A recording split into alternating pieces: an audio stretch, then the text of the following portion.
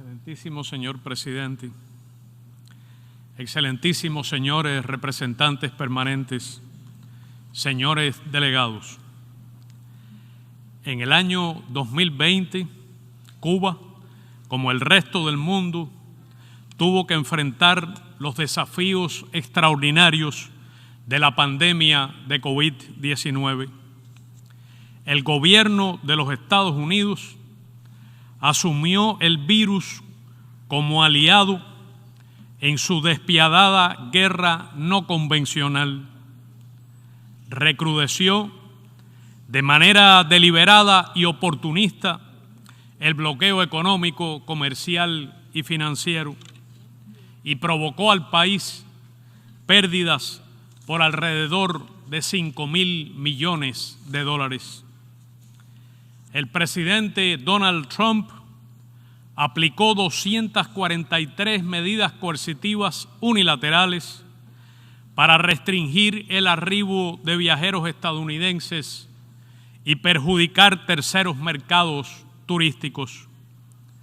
Adoptó medidas propias de tiempo de guerra para privarnos de suministros de combustible.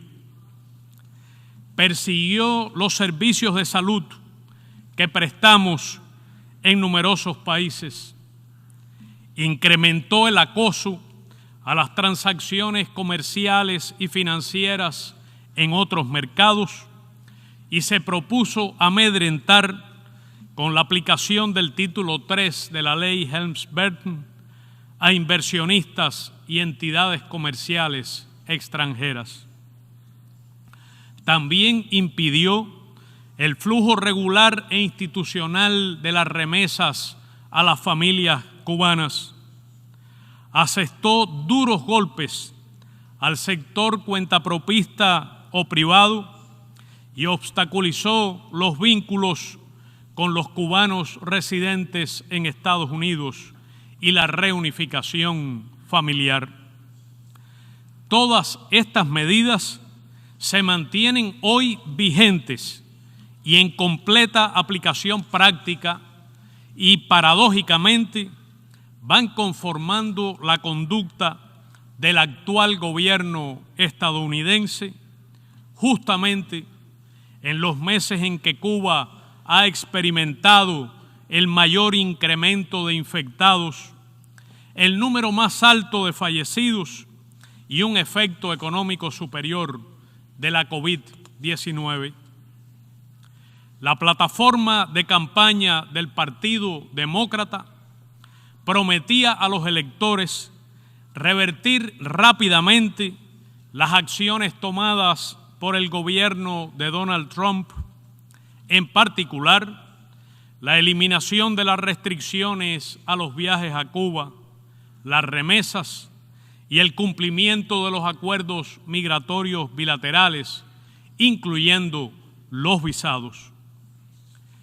Está demostrado que una amplia mayoría de los estadounidenses apoya el levantamiento del bloqueo y su libertad de viajar a la isla, y que los cubanos que viven en este país desean relaciones normales y bienestar para sus familias. Algunos culpan de esta perniciosa inercia a las ambiciones electorales asociadas a la Florida o a los equilibrios nada transparentes de las élites políticas y legislativas en Washington. ¿Qué pensarán de lo que ocurre quienes votaron por el presidente Joseph Biden? Señor presidente, el daño humano del bloqueo es incalculable. La vida de ninguna familia cubana escapa de los efectos de esta inhumana política. Nadie podría afirmar honestamente que no tiene un impacto real en la población. En el ámbito de la salud, persiste la imposibilidad de acceder a equipos, tecnologías, dispositivos, tratamientos y fármacos idóneos que se nos impide adquirir de compañías estadounidenses y han de conseguirse a precios exorbitantes con intermediarios o sustituirse con genéricos de menor eficacia, incluso para los recién nacidos y niños enfermos. Pero ahora, el golpe artero a nuestras finanzas y los gastos asociados a la COVID-19 en el orden de los 2.000 millones de pesos y los 300 millones de dólares provocan además la falta o inestabilidad de medicamentos de uso hospitalario que representan la diferencia entre la vida y la muerte, y dificultades cotidianas a las personas para adquirir a tiempo la insulina, los antibióticos, los calmantes, los usados para tratar la presión arterial, las alergias y otras enfermedades crónicas. Cuba buscó proteger a todos del virus, activó su universal y sólido sistema de salud y contó con la abnegación, la disposición al sacrificio y la alta calificación de su personal. Movilizó al potencial científico nacional y a su industria biofarmacéutica de nivel mundial y dispuso del apoyo y el consenso manifiestos del pueblo y en especial de los jóvenes y estudiantes que concurrieron como voluntarios a las zonas de riesgo y a las pesquisas epidemiológicas. Por eso pudimos desarrollar con rapidez protocolos nacionales altamente eficaces de atención a los contagiados y sospechosos de COVID-19, crear capacidades de hospitalización para todos los infectados, garantizar la plena sostenibilidad de los servicios de cuidados intensivos, el aislamiento institucional de los contactos de los enfermos, el acceso gratuito a las pruebas de PCR o antígenos, así como la puesta en marcha de laboratorios de biología molecular en todas las provincias del país. Cuando el bloqueo cruelmente impidió el suministro de ventiladores pulmonares, Cuba desarrolló su producción nacional con prototipos propios. Todo este esfuerzo de la nación ha permitido mantener comparativamente una muy baja letalidad de la pandemia, en especial entre el personal de salud, lactantes, niños y embarazadas. Es notable que una pequeña isla bloqueada haya producido 5 candidatos vacunales y aplicado 3 de estos en estudios de intervención o intervenciones sanitarias a 2.244.350 cubanos con al menos una dosis y se proponga vacunar al 70% de su población durante este verano y al total de la misma antes de concluir el año, a pesar de que el bloqueo está obstaculizando de forma severa el escalado industrial de dichas producciones. Es un resultado ilustrativo del esfuerzo de la ciencia al servicio del pueblo y de la eficacia de la función pública.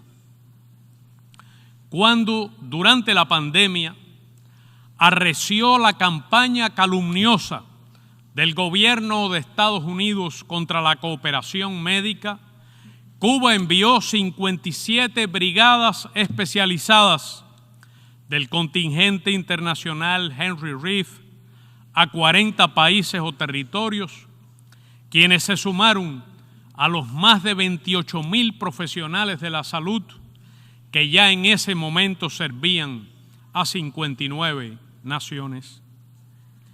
El bloqueo también priva a la industria nacional del financiamiento para importar los insumos necesarios destinados a la producción de alimentos, que provocó la caída de la producción porcina y de otros bienes.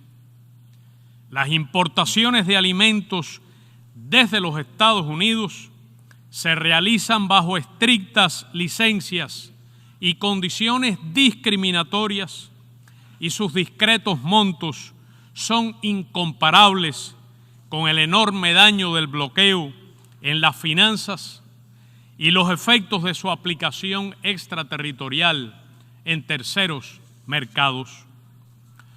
Doy testimonio del sufrimiento y la ansiedad que provocan en las familias cubanas el desabastecimiento y la inestabilidad de productos imprescindibles y de primera necesidad, visibles en largas colas que a diario agobian a los cubanos en medio de la pandemia. En el desabastecimiento de las tiendas y el aumento desmedido de los precios, pese a esfuerzos ingentes del gobierno, impactan decisivamente también las medidas de endurecimiento del bloqueo en condiciones de pandemia y de crisis económica global. Como expresó el general de ejército Raúl Castro el pasado 16 de abril, y cito: el daño que estas medidas causan al nivel de vida de la población no es fortuito ni fruto de efectos colaterales, es consecuencia de un propósito deliberado de castigar en su conjunto al pueblo cubano. Fin de la cita. El bloqueo es una violación masiva, flagrante y sistemática de los derechos humanos de todo el pueblo de Cuba, que a tenor del artículo 2, inciso C, de la Convención de Ginebra de 1948, constituye un acto de genocidio.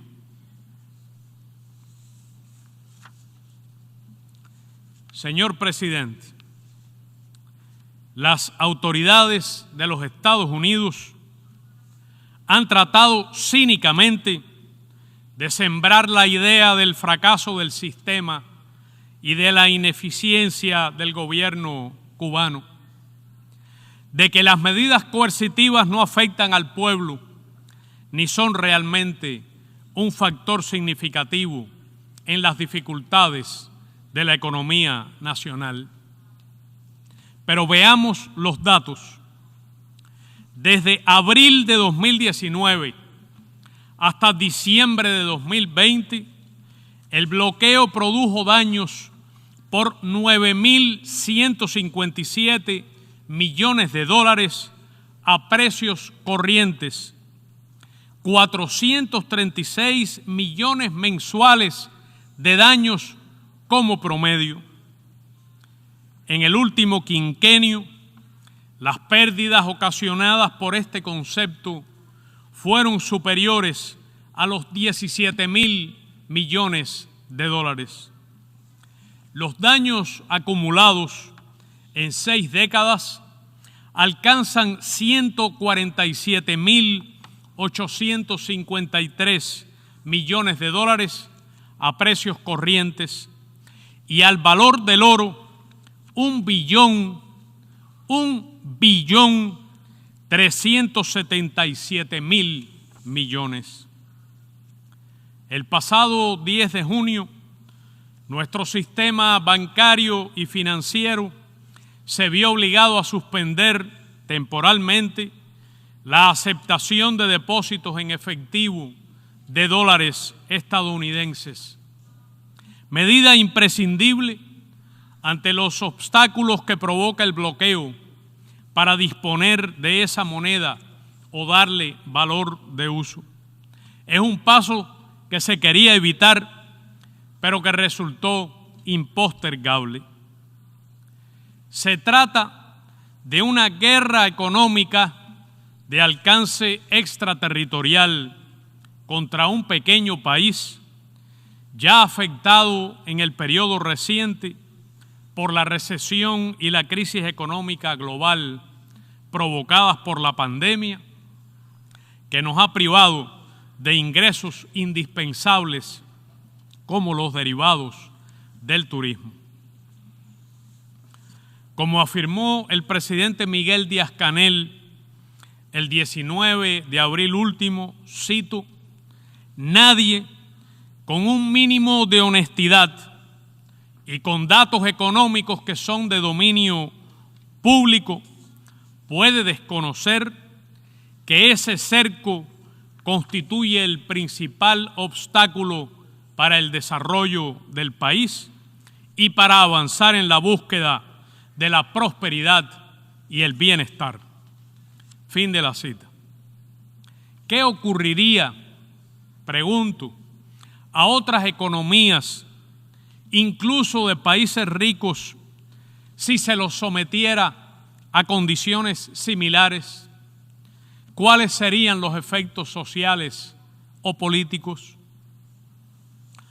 Señor presidente, el bloqueo es un acto políticamente motivado, perfectamente descrito en el infame memorando del subsecretario de Estado Lester Mallory del 6 de abril de 1960, que cito: hay que poner en práctica rápidamente todos los medios posibles para debilitar la vida económica, negándole a Cuba dinero y suministros con el fin de reducir los salarios nominales y reales, con el objetivo de provocar hambre, desesperación y el derrocamiento del gobierno.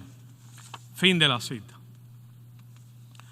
Lo complementa maliciosamente una intensa campaña de injerencia política en los asuntos internos, con programas de subversión a los que el gobierno de los Estados Unidos dedica cada año decenas de millones de dólares del presupuesto federal y sumas adicionales de fondos encubiertos.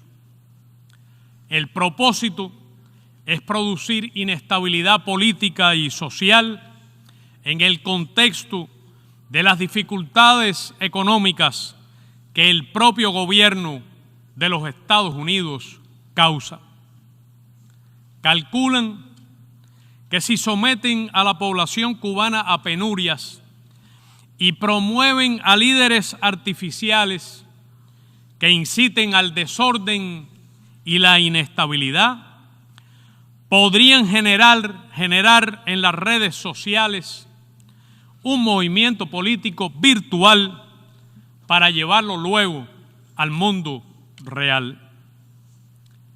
Emplean cuantiosos recursos, laboratorios sociales, herramientas de alta tecnología en una desenfrenada campaña dirigida a desacreditar a Cuba mediante el uso impúdico de la mentira y la manipulación de datos. Desatan un renovado macartismo, intolerancia ideológica y el ataque brutal contra quienes defienden la verdad. Algunos sueñan con provocar el caos social, el desorden, la violencia y la muerte. No es extraño, porque se trata de un arma política ya utilizada contra otros países con consecuencias desastrosas. Unos pocos deliran con provocar un flujo migratorio irregular y descontrolado entre Cuba y los Estados Unidos. Se trata de una apuesta peligrosa sobre la que hemos alertado al gobierno estadounidense, quien tiene la obligación legal y moral de honrar los acuerdos migratorios, en particular en materia de visados. Es un tema sensible que cuesta vidas. Señor presidente, los estados aquí representados son víctimas del impacto extraterritorial del bloqueo que lesiona su soberanía, infringe sus legislaciones nacionales, los somete a decisiones de cortes de justicia estadounidenses y daña los intereses de sus compañías que deseen relacionarse con ambos países, todo ello en violación del derecho internacional. No es legal ni ético que el gobierno de una potencia someta a una nación pequeña por décadas a una guerra económica incesante en aras de imponerle un sistema político ajeno y un gobierno diseñado por ella. Es inaceptable privar a un pueblo entero del derecho a la paz, al desarrollo, al bienestar y al progreso humano. No es permisible, es inaceptable que el gobierno de Estados Unidos ignore por 28 años las sucesivas resoluciones de esta democrática y representativa Asamblea General de las Naciones Unidas. En septiembre del año 2000, el comandante en jefe Fidel Castro señaló en este podio, cito, hay que acabar de plantear con toda firmeza que el principio de la soberanía no puede ser sacrificado en aras de un orden explotador e injusto en el que, apoyada en el poder y su fuerza, una superpotencia hegemónica pretenda decidirlo todo. Fin de la cita. El reclamo de Cuba es que nos dejen en paz, es vivir sin bloqueo, que cese la persecución de nuestros lazos comerciales y financieros con el resto del mundo. Demandamos que se ponga fin a la manipulación, la discriminación y cesen los obstáculos a los vínculos de los cubanos que viven en los Estados Unidos con sus familiares en Cuba y con el país que los vio nacer. Reconocemos el esfuerzo de los que en este momento difícil han persistido en la comunicación y el apoyo a sus familias en la isla frente al odio y la persecución política. Muchos alegan pragmáticamente, incluso dentro del gobierno estadounidense, que se debe poner fin al bloqueo porque es una política anacrónica e ineficaz que no ha logrado ni logrará su objetivo y ha terminado por desacreditar y aislar a los propios Estados Unidos. Es inaceptable también manipular la lucha contra el terrorismo con fines políticos y electorales. En enero de este año, 9 días antes de la toma de posesión del actual gobierno, la administración del presidente Trump incluyó a Cuba en una lista arbitraria y unilateral de estados que supuestamente patrocinan el terrorismo internacional, que sin embargo tiene efectos importantes en el sistema financiero mundial. Nadie puede sostener con honestidad que Cuba sea un país patrocinador del terrorismo. Nadie. Revelaciones recientes dejaron en ridículo el último de los pretextos. Aún así, el pasado 14 de mayo, el Departamento de Estado volvió a calificar a Cuba, igual que lo había hecho en 2020 durante el gobierno anterior, como un país que no coopera lo suficiente con los esfuerzos antiterroristas de los Estados Unidos. Cuba ha sido víctima de acciones terroristas organizadas, financiadas y ejecutadas por el gobierno estadounidense o desde territorio de este país, que han costado la vida a 3.478 cubanos y discapacidades a 2.099.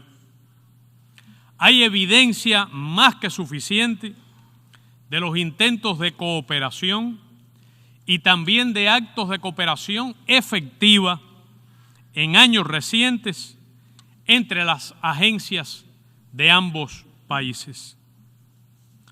Nuestra posición sobre el terrorismo es sabido, es de condena absoluta a esa práctica, cualquiera que sea su forma y sus manifestaciones.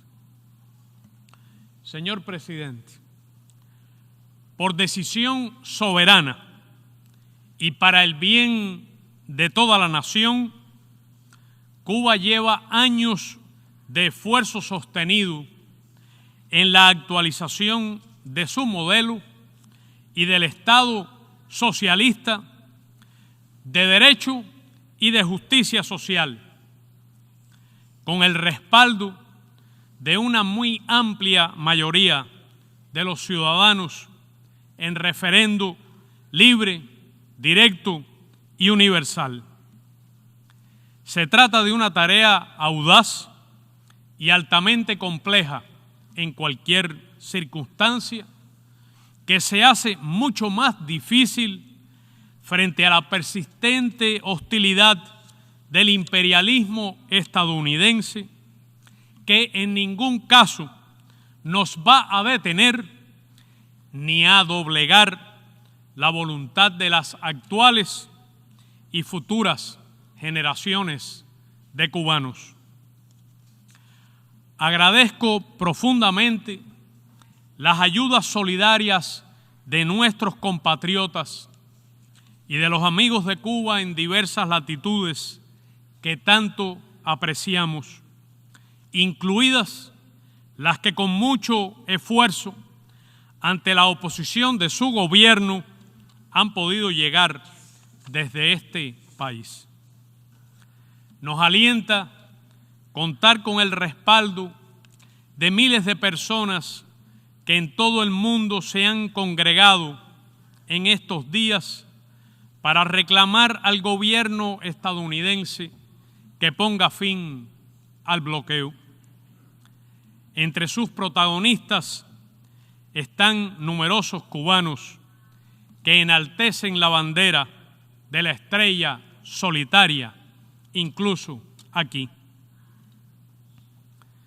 En nombre de mi país, de su digno y generoso pueblo que resiste y avanza de manera heroica, someto a su consideración el proyecto de resolución A/75/L97, necesidad de poner fin al bloqueo económico, comercial y financiero impuesto por los Estados Unidos de América contra Cuba.